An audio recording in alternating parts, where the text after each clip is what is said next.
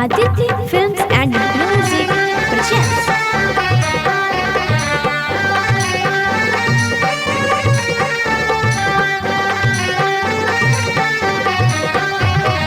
भेले जवानी जंजाल खुना हम रहियो, भेले जवानी जंजाल खुना हम रहियो, भेले जवानी जंजाल खुना हम रहियो,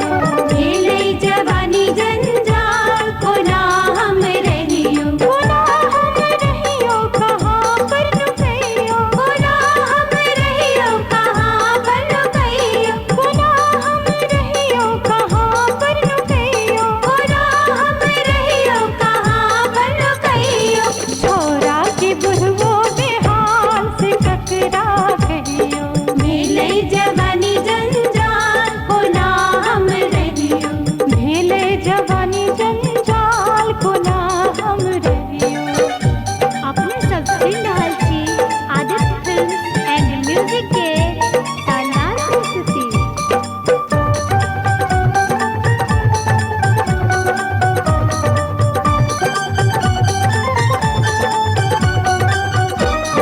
बाट चलब मुश्किल, बाजार चलब मुश्किल, अपनो मकान पर ठार रहब मुश्किल, अपनो मकान पर ठार रह मुश्किल, बाट चलब मुश्किल, बाजार चलब मुश्किल, बाट चलब मुश्किल, बाजार चलब मुश्किल, अपनो मकान पर ठार रहब मुश्किल, अपनो मकान पर ठार रह मुश्किल, सब फेंके हमरे पर जाल से किमहर परइयो, भेले जवानी जंजाल कोना हम रहियो, भेले जवानी जंजाल कोना हम रहियो, भेले जवानी जंजाल कोना हम रहियो, भेले जवानी जंजाल कोना हम रहियो।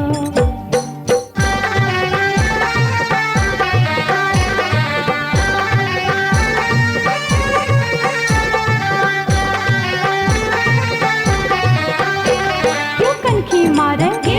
क्यों मोछ घुमावे, क्यों प्रेम जतावे, क्यों फिल्म दिखावे, अच्छा क्यों प्रेम सिखावे, क्यों फूल बढ़ावे,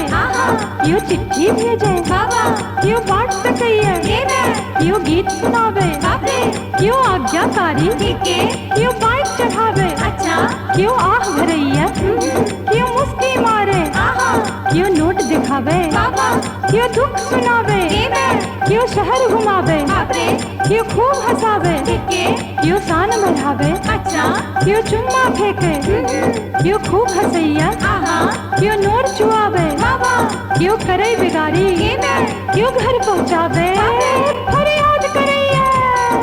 और भेले मुश्किल, आसाज भेले मुश्किल, भोर भेले मुश्किल, आसाज भेले मुश्किल, दोपहर छे मुश्किल, आ रात भेल मुश्किल, दोपहर छे मुश्किल, आ रात भेले मुश्किल, दोपहर छे मुश्किल, आ रात भेल मुश्किल, दोपहर छे मुश्किल, आ रात भेले मुश्किल, दुश्मन की सुलह हम साल को ना हम कटियो, भेले जवानी जंजाल कोना हम रहियो, भेले जवानी जंजाल को ना हम रहियो।